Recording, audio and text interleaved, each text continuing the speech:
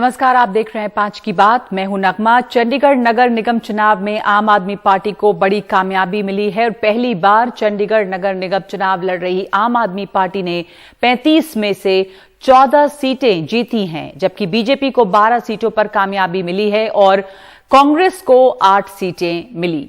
1 seat Akali Dal को मिली है और खास बात यह है कि आम आदमी पार्टी के उम्मीदवार ने बीजेपी के मेयर रविकांत शर्मा को हराया है, तो ये काफी अहम हो जाता है। और इस जीत के बाद आम आदमी पार्टी के प्रमुख अरविंद केजरीवाल ने ट्वीट कर कहा है कि चंडीगढ़ नगर निगम में आम आदमी पार्टी की ये जीत पंजाब में आने वाले बदलाव का संकेत है। चंडीगढ़ के लोगों ने आज भ्रष्टाचार की राजनीति को नकारते हुए आपकी ईमानदार राजनीति को चुना है। आपके सभी विजयी उम्मीदवारों एवं सभी कार्यकर्ताओं को बहुत बहुत बधाई। इस बार पंजाब बदलाव के लिए तैयार है। चर्चा करेंगे हम इसी बात पर कि क्या संकेत देते हैं चंडीगढ़ के ये नतीजे और क्या पंजाब बदलाव के लिए तैयार है। क्या ये आने वाले दिनों की सुगबुगाहट है। हमारे साथ चर्चा के लिए मौजूद है मंजीत राय, नेता बीजेपी, मेजर आरपीएस मल्होत्रा, प्रवक्ता आम आदमी पार्टी, प्रोफेसर मोहम्मद खालिद, राजनीतिक विश्लेषक। मेजर आरपीएस मल्होत्रा, आप लोगों ने बहुत अच्छा प्रदर्शन किया, चंडीगढ़ में बड़ी कामयाबी मिली है, बधाई आपको। लेकिन प्रोफेसर मोहम्मद खालिद, आपसे मैं शुरुआत करना चाहती हूं। जो अरविंद केजरीवाल ने ट्वीट किया है, आप मानते हैं कि इस बार पंजाब बदलाव के लिए तैयार है और यह संकेत है आने वाले दिनों का? देखो, इस चुनाव का जो परिणाम हमारे सामने आया है उसका प्रभाव उस पंजाब की पॉलिटिक्स के ऊपर आने वाले इलेक्शन में जरूर पड़ेगा। ना सिर्फ पंजाब बल्कि उत्तराखंड पे भी, क्योंकि उत्तराखंड की भी अच्छी खासी पॉपुलेशन चंडीगढ़ में रहती है।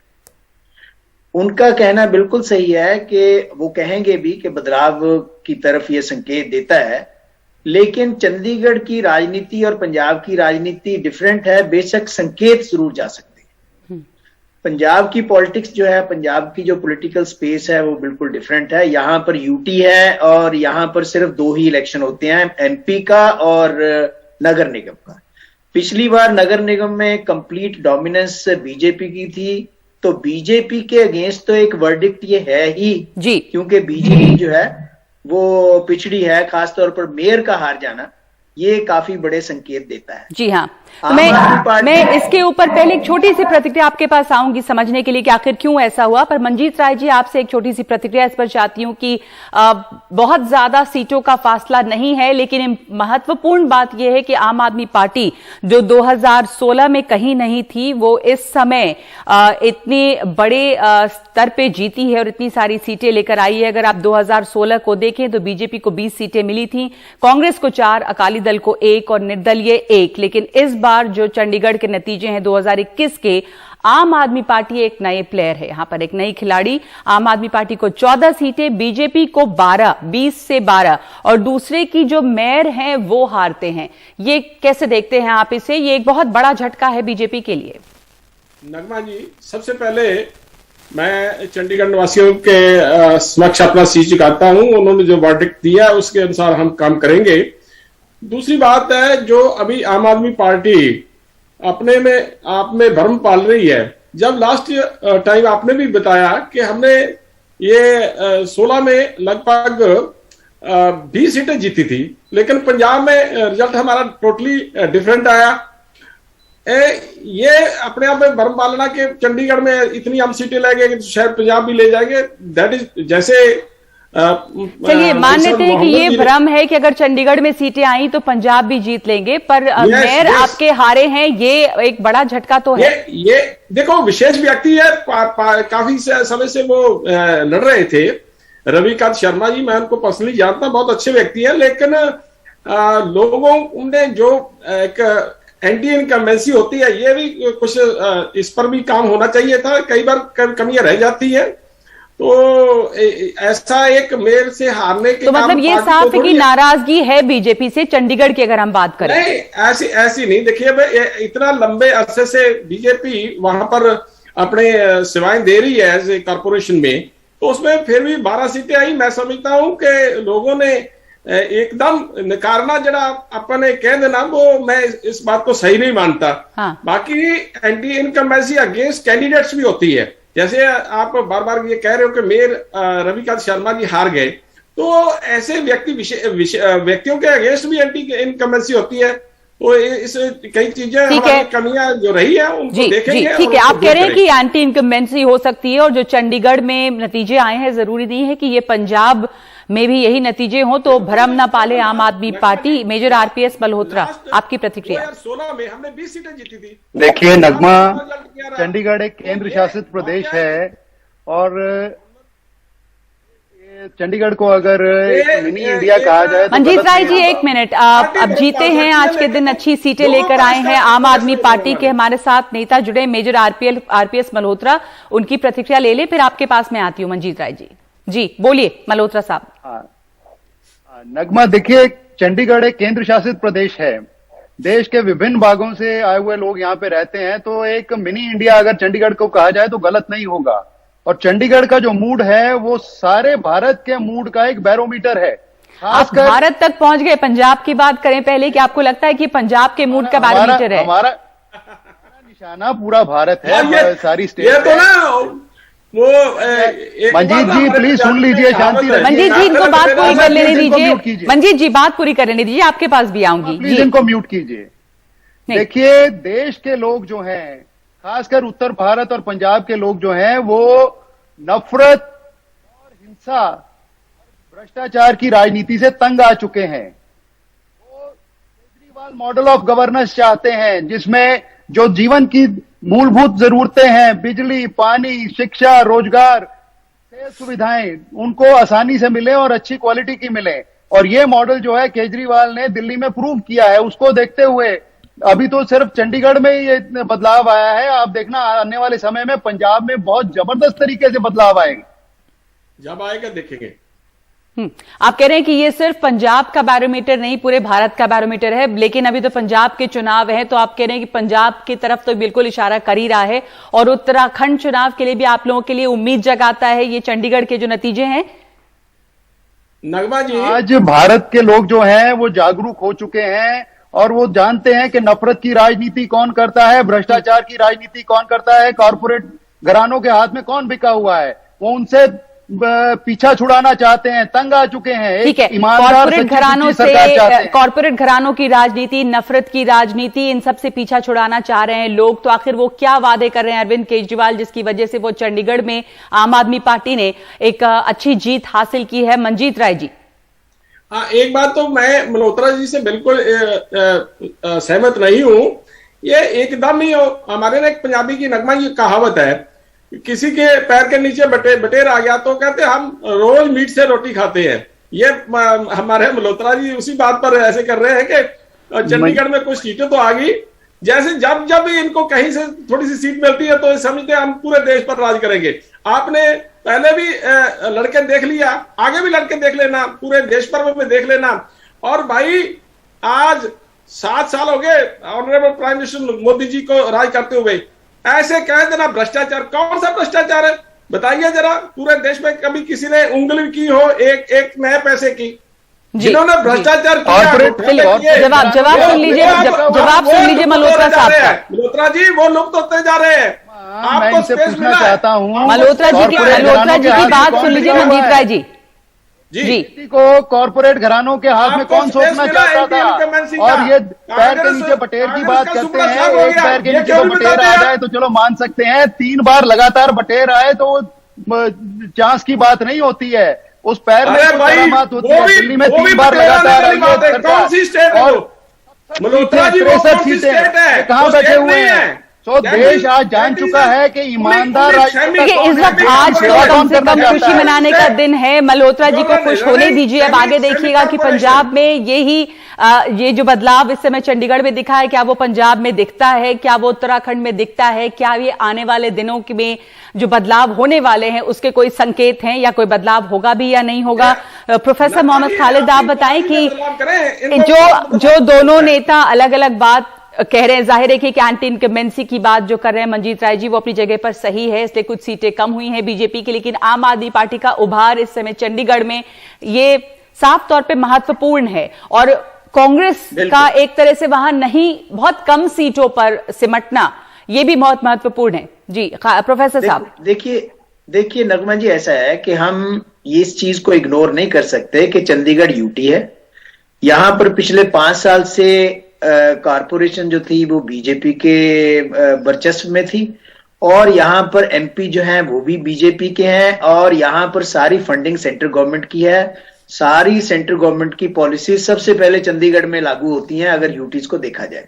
इसलिए सेंटर की पॉलिसीज के अगेंस्ट भी कहीं ना कहीं ये संकेत है इस इलेक्शन के रिजल्ट का। लोकल तो है ही, अदरवाइज भी मैं इसको ऑल इंडिया लेवल पे नहीं देख रहा, लेकिन इतना जरूर है कि आम आदमी पार्टी का 14 सीटें ले जाना, बिल्कुल पहली बार इलेक्शन लड़के, और उसमें बहुत से ऐसे लोग थे जो कांग्रेस से रिसेंटली रिजाइन करके उन्होंने आम आदमी पार्टी, इवन जो कांग्रेस का पिछला प्रेसिडेंट प्रदीप छाबड़ा जो था वो आम आदमी पार्टी में चला गया और दूसरे लोग आम आदमी पार्टी में चले गए और उनमें से अच्छे रिजल्ट उनको आए हैं।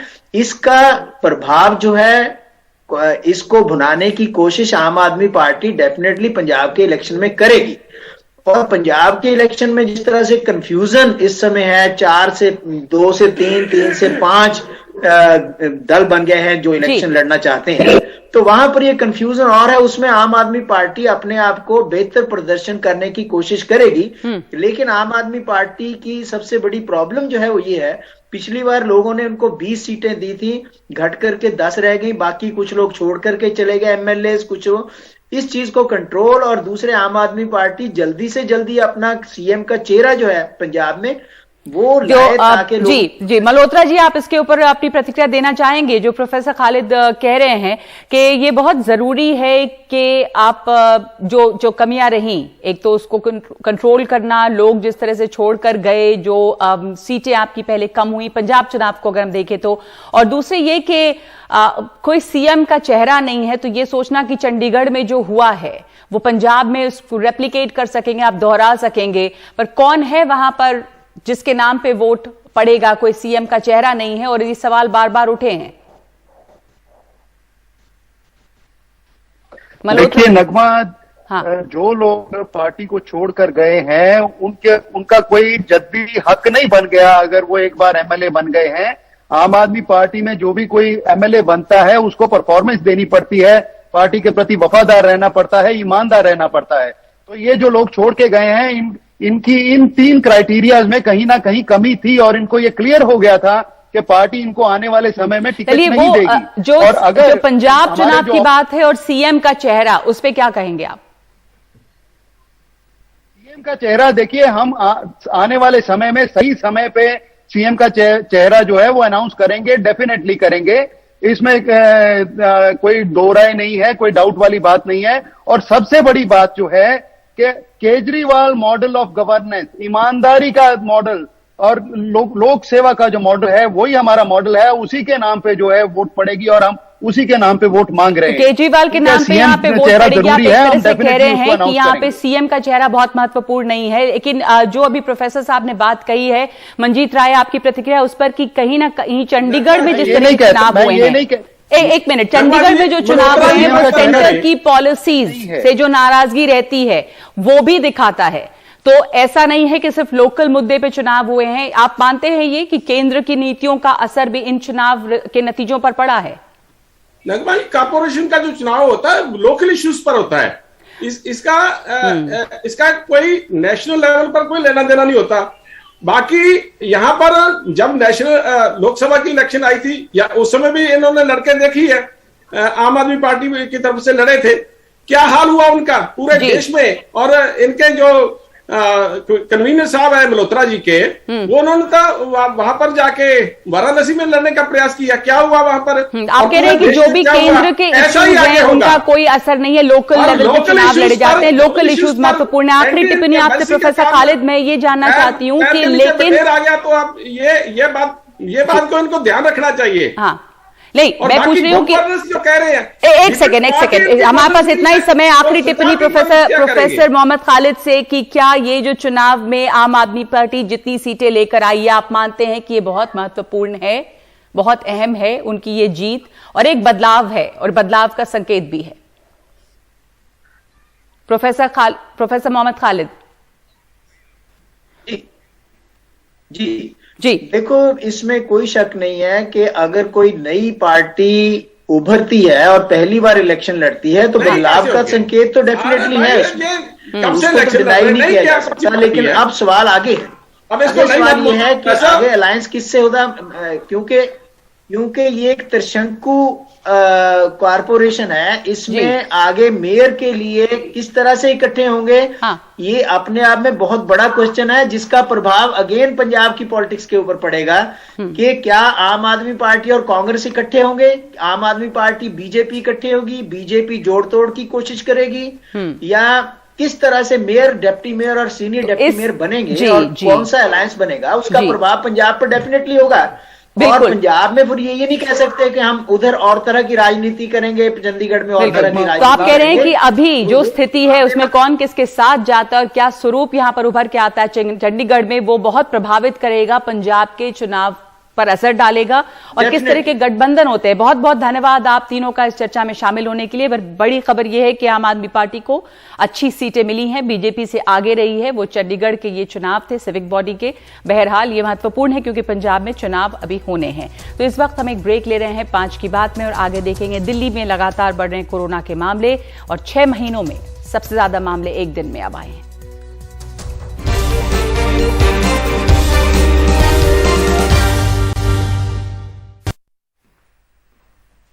दिल्ली में कोरोना संक्रमण लगातार दूसरे दिन 0.5% से ज्यादा रहा है। 0.68% इसकी पॉजिटिविटी रेट रही है, जिसके बाद ग्रेडेड रिस्पांस एक्शन प्लान जो है वो लागू हो जाता है। 24 घंटे में आए हैं 331 केस और करीब 6.5 महीने में ये सबसे ज्यादा कोरोना के मामले हैं एक दिन के अंदर।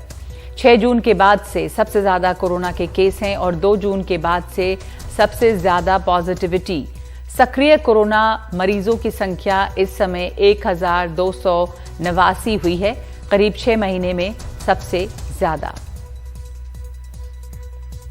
हमारे साथ इस समय जुड़ रहे हैं मेरे सहयोगी शरद शर्मा। शरद, दिल्ली की स्थिति लगातार गंभीर हो रही है, मामले तेजी से फैल रहे हैं, संक्रमण बढ़ रहा है। ये सिर्फ कोविड के मामले हैं, इसमें ओमिक्रॉन के कितने केसेस हैं, क्या इस तरह की भी कोई जानकारी है? और अब इसके लिए जो येलो अलर्ट है उसके तहत क्या क्या होगा? नगमा, ये आशंका तो जताई जा रही है कि भले ही ये कहा जा रहा हो कि जितने भी ओमिक्रॉन के केस हैं ये उन लोगों से आए हैं जो बाहर से आए हैं या उनके जो कॉन्टैक्ट्स हैं, लेकिन जिस तेजी के साथ ये मामले बढ़ रहे हैं उसके चलते ये शंका जताई जा रही है कि कहीं कम्युनिटी के अंदर, कहीं आम लोगों के अंदर जो है ये ओमिक्रॉन जो है वो कहीं फैल तो नहीं किया गया है, कहीं हमने अलर्ट होने में कहीं देरी तो नहीं कर दी है। अभी जहां तक ये अलग अलग आंकड़ों की बात है कि कितने ओमिक्रॉन है और कितने नॉर्मल कोरोना है, ये डेटा अभी सरकार की तरफ से नहीं मिल पाया है। जहां तक बात ग्रेडेड रिस्पांस एक्शन प्लान की है तो अगस्त महीने में सरकार ने इसको नोटिफाई किया था और ये बताया था कि अब जब भी हालात इस तरह के बनेंगे, जब भी पॉजिटिविटी रेट इतना होगा, जब भी जो टोटल मामले हैं कोरोना के वो इतने होंगे या ऑक्सीजन बेड्स की ऑक्यूपेंसी जो है इतनी होगी, तो ये वाले अलर्ट जो है 4 अलग अलग तरह के अलर्ट जो है बताए गए थे। उसके हिसाब से येलो अलर्ट जो है वो लागू होने का समय आ गया है, क्योंकि 0.5% से ज्यादा की पॉजिटिविटी रेट जो है 2 दिन तक लगातार आई है। लेकिन अभी सरकार की तरफ से इस पर कुछ नहीं कहा गया है, केवल नाइट कर्फ्यू जो येलो अलर्ट लागू होने पर एक कार्रवाई सरकार की तरफ से लिखी गई थी इस एक्शन प्लान में, वो केवल अपनी तरफ से कल ही सरकार ने फैसला ले लिया और आज लागू कर दिया है। लेकिन इसके अलावा बाकी सब चीजें, जैसे कि स्कूल बंद होने की बात की गई है, जैसे कि सिनेमा हॉल जो है वो 50% पे चलाने की बात की गई है और बैंक्वेट हॉल बंद करने की बात की गई है, उसके बारे में अभी सरकार ने कोई फैसला नहीं किया है। संभावना है कि कल सरकार इस पर कोई फैसला ले सकती है। जी, धन्यवाद आपका शरद इस जानकारी के लिए। और इस समय एक ब्रेक ले रहे हैं हम। ये येलो अलर्ट के तहत कई चीज़ें जो हैं वो बंद होने लगेंगी। अब दिल्ली में येलो अलर्ट जो है वो लागू कर दिया गया है, नाइट कर्फ्यू आज से शुरू है। एक ब्रेक ले रहे हैं और आगे है धर्म संसद में एक संत के ही बिगड़े बोल।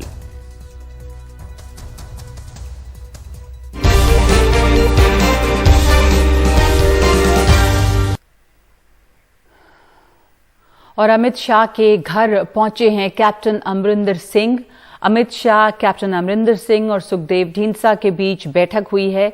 बीजेपी पंजाब लोक कांग्रेस में सीट बंटवारे पर बात हुई है कि किस तरह के सीट बंटवारा हो सकता है पंजाब चुनाव में। बीजेपी और लोक कांग्रेस के बीच में इसके लिए सीट बंटवारे के लिए एक कमेटी भी बनेगी, तीनों दलों की कमेटी बनेगी और उसके बाद ये फैसला होगा। कैप्टन अमरिंदर सिंह की जो पार्टी है वो पंजाब लोक कांग्रेस है। कैप्टन की पार्टी और बीजेपी में गठबंधन हुआ है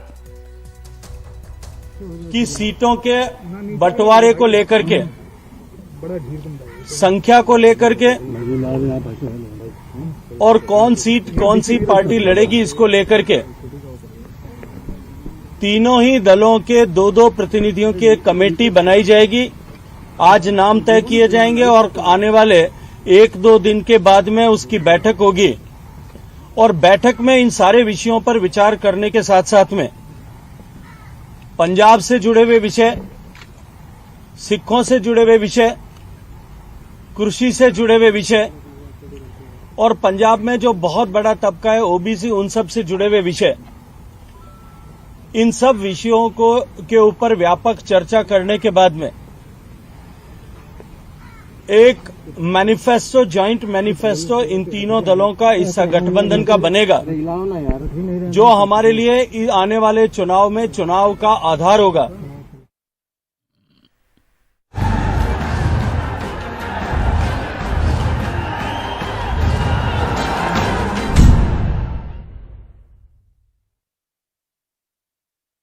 को पावर्ड बाय गोल्डी गरम मसाला, गोल्डी मसाले, जहां जाएं रिश्ते बनाएं, और Kia Carens coming soon.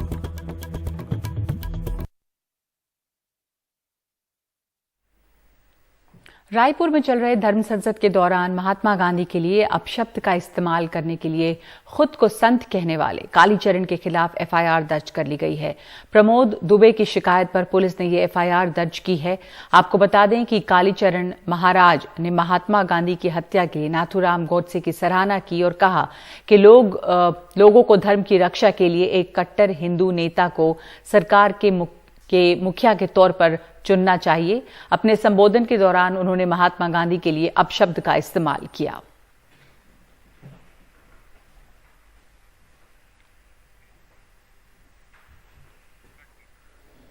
तो धर्म संसद में कालीचरण के बयान के बाद महंत राम सुंदर दास ने तुरंत माफी मांगते हुए खुद को धर्म संसद से अलग कर लिया है। सन 1947 का वह घटना याद करिए जिस परिस्थिति वर्ष भारत स्वतंत्र हुआ। वह महात्मा गांधी ने क्या कुछ नहीं किया जिसे राष्ट्रपिता के उपाधि साथ नवाजा गया।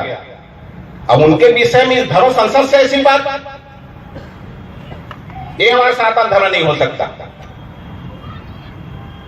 मैं बहुत क्षमा चाहता हूं आप सबसे, आप लोग भले ही बुरा लगा हो, लेकिन इस धर्म संसद में अपने आप को अलग करता हूं, पृथक करता हूं। धन्यवाद।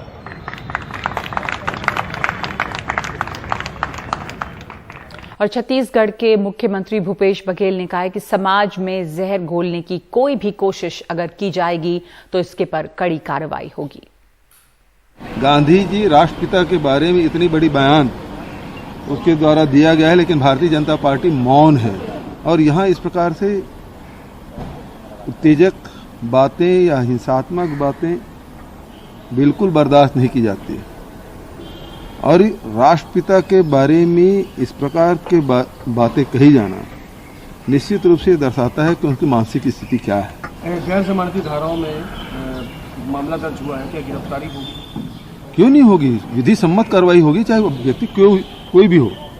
यदि इस प्रकार से बातें करेंगे, समाज में उत्तेजना फैलाने की कोशिश करेंगे, यदि समाज में जहर घोलने की कोशिश करेंगे तो उसके खिलाफ सख्त कार्रवाई होगी। ये जो धर्म संसद है ये उत्तराखंड से चलती है, वहां पर नफरतों की बयार बहती है जिसको सबने सुना, और वो छत्तीसगढ़ की राजधानी रायपुर आती है उस रायपुर में इस धर्म संसद की अगुवाई में सारे दल लगे होते हैं। बीजेपी है, कांग्रेस है, जो इसके संरक्षकों की मंडली है उसमें भी बीजेपी है, कांग्रेस है, सबके विधायक हैं। और उसके बाद एक ऐसा शख्स जो खुद को धर्मगुरु कहता है, जो शिव तांडव स्तोत्र को गाने की वजह से सुर्खियों में आया था, वो मंच से ऐसे जहरीले भाषण देता है, न सिर्फ राष्ट्रपिता के बारे में अपशब्द कहता है, उनको गालियां देता है, उनके हत्यारे की प्रशंसा करता है, बल्कि दूसरे धर्म के खिलाफ दंगे, काटने, मारने की बातें कहता है। और उसके बाद रायपुर पुलिस जो एफआईआर दर्ज करती है वो 294 और 505(2), यानी एक में 3 महीने की अधिकतम सजा, दूसरे में 3 साल की अधिकतम सजा, सारी जमानती धाराएं। जो कांग्रेस के प्रदेश कांग्रेस कमेटी के मुखिया हैं वो थाने से निकलकर कहते हैं कि देशद्रोह की धाराएं दर्ज होनी चाहिए। जो मुख्यमंत्री हैं वो बीजेपी से सवाल पूछते हैं। जो मीडिया सेल के प्रभारी हैं वो कहते हैं जो कांग्रेस के नेता गए थे उनसे भी पूछेंगे। तो क्या ये कोई नई बात थी कि ऐसे लोग धर्म संसद में आए हैं जो किसी एक धर्म के प्रति विद्वेष रखते हैं, उनके खिलाफ काटने मारने की बातें कह रहे हैं? क्या ऐसे लोगों की पृष्ठभूमि की जांच नहीं होनी चाहिए? और सबसे बड़ा सवाल यह है कि आपने हिंदू और हिंदुत्व की परिभाषा गढ़ी है और उसके बाद ऐसे लोगों पर जब मामला दर्ज होता है तो वो इतनी हल्की फुल्की धाराओं में कि वो रायपुर से चले जाते हैं, पुलिस को भनक तक नहीं लगती। और अब एक बात उठ रही है कि तमाम लोगों के बयान लिए जाएंगे, जांच की जाएगी। तो फिर इतने दिनों से कर क्या रही थी पुलिस? क्या ऐसे लोगों की पृष्ठभूमि की जांच करना जो दंगे फैला सकते हैं? एहतियातन तो आप कई मामलों में कई लोगों की गिरफ्तारी करते हैं, फिर ऐसे मामलों में पुलिस को क्या हो जाता है? खास तौर पर तब जब उस पार्टी की सरकार हो जिसके नेता कहते हैं कि हिंदू और हिंदुत्व की धाराएं अलग अलग हैं। तो फिर ऐसे में क्या उनकी जो चुप्पी या हल्की फुल्की धाराएं हैं और सिर्फ मीडिया के कैमरों के सामने बयानबाजी को सिर्फ बयानबाजी ना माने? क्या माना जाए कि ऐसी बातों को खत्म करने के लिए वो गंभीर हैं? ऐसे कई सवाल हैं जिसके जवाब सत्ताधारी दल को वहां भी देने होंगे और केंद्र में भी देने होंगे। और महात्मा गांधी को लेकर बाबा कालीचरण के बयान की गूंज आज महाराष्ट्र विधानसभा में भी सुनाई दी। महाराष्ट्र सरकार के मंत्री नवाब मलिक ने सदन के अंदर ये मामला उठाकर कालीचरण पर देशद्रोह का मुकदमा दर्ज करने की मांग की है। हमारे साथ महाराष्ट्र के कैबिनेट मंत्री नवाब मलिक हैं। सर, आज आपने सदन के बाहर भी और सदन के अंदर भी कालीचरण बाबा की ओर से जिस तरह से महात्मा गांधी को लेकर जो बयान दिए गए उसका मुद्दा उठाया, सदन के अंदर भी आपने मांग की कि उसके ऊपर कड़ी कार्रवाई की जानी चाहिए। नहीं, देखिए, ऐसा है, महात्मा गांधी का अपमान लगातार हो रहा है। गोडसे का महिमा मंडल मंदिर बनाने तक कहा जाता है विचारों की लड़ाई है। विचारों की लड़ाई की बात करके अगर महात्मा गांधी को कोई गरियाएगा तो देश की जनता इसे स्वीकार नहीं करेगी। ये पूरे देश का अपमान है और देशद्रोह का मुकदमा दर्ज हो और उनकी गिरफ्तारी हो, हमने मांग रखी है और सरकार कार्रवाई करेगी। ट्विटर पर, सोशल मीडिया पे पूरे देश दुनिया ने देखा है। ये नहीं कि भाई छत्तीसगढ़ में कोई मामला दर्ज हो और वहीं पर कार्रवाई हो। अगर सुशांत की आत्महत्या का मामला बिहार में दर्ज हो सकता है तो फर्जी बाबा का मामला महाराष्ट्र में दर्ज होगा। देशद्रोह का मुकदमा ला देंगे और उन्हें जेल की हवा खिलाएंगे। बिल्कुल। तो कहीं ना कहीं सदन के बाहर और सदन के अंदर दोनों जगहों पर जो महाराष्ट्र के कैबिनेट मंत्री हैं नवाब मलिक, उन्होंने इस मुद्दे को उठाया और साथ ही साथ उप मुख्यमंत्री अजित पवार ने कहा कि इस पूरे मामले में कार्रवाई की जाएगी। और जिस तरह से आपने कहा, सुना भी कि जिस तरह से महात्मा गांधी का अपमान किया गया, उसके बाद मांग यही है कि कालीचरण बाबा पर देशद्रोह का मुकदमा चलाया जाए। मुंबई से कैमरा पर्सन राजेंद्र दयालकर के साथ सोहित मिश्रा, एनडीटीवी इंडिया।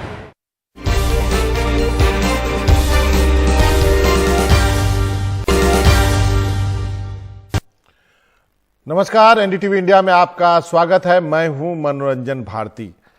आज चर्चा करेंगे आरएस शर्मा साहब से, जो कि कोविन ऐप के हेड हैं, और क्या क्या प्रक्रिया होगी जब दूसरा जो डोज लगना है या कहें जिसको बूस्टर डोज कहा जा रहा है, जिसको प्रिकॉशनरी डोज कहा जा रहा है, उसके लिए कैसे रजिस्ट्री होगा, कैसे रजिस्ट्रेशन होगा, बच्चे जो है वो 15 से 18 साल के, उनको कैसे लगेगी, इन सब चीजों पे बात करने के लिए आरएस शर्मा साहब हमारे साथ जुड़ रहे हैं। सर, आपका बहुत बहुत स्वागत है एनडीटीवी इंडिया से बातचीत करने के लिए।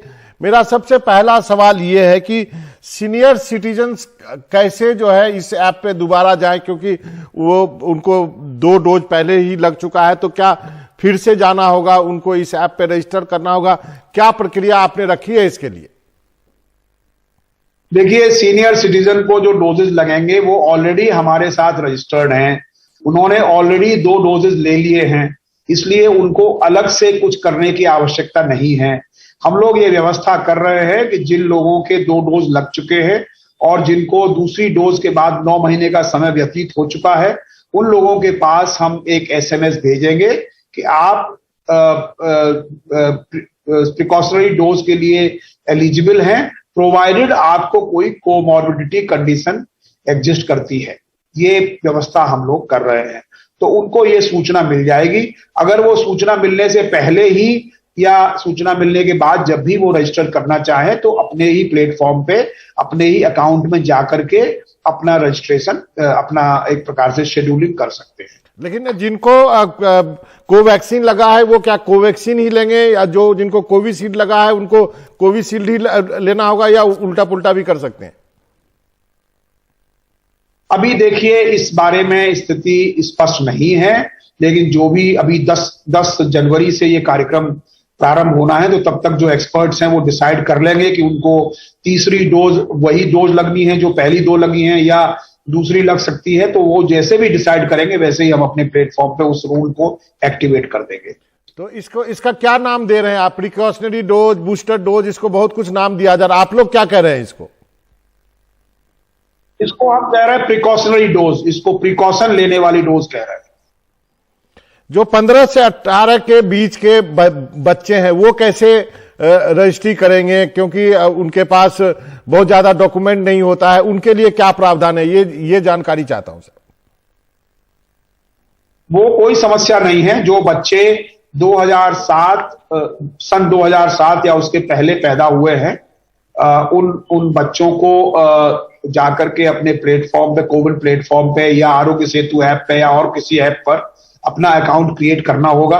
अगर उनके माता पिता ने ऑलरेडी अकाउंट क्रिएट किया हुआ है और जिसमें 2 की जगह बाकी है, जैसे एक फोन पर 4 लोग रजिस्टर कर सकते हैं, तो उस हिसाब से वो एग्जिस्टिंग अकाउंट में भी रजिस्टर कर सकेंगे।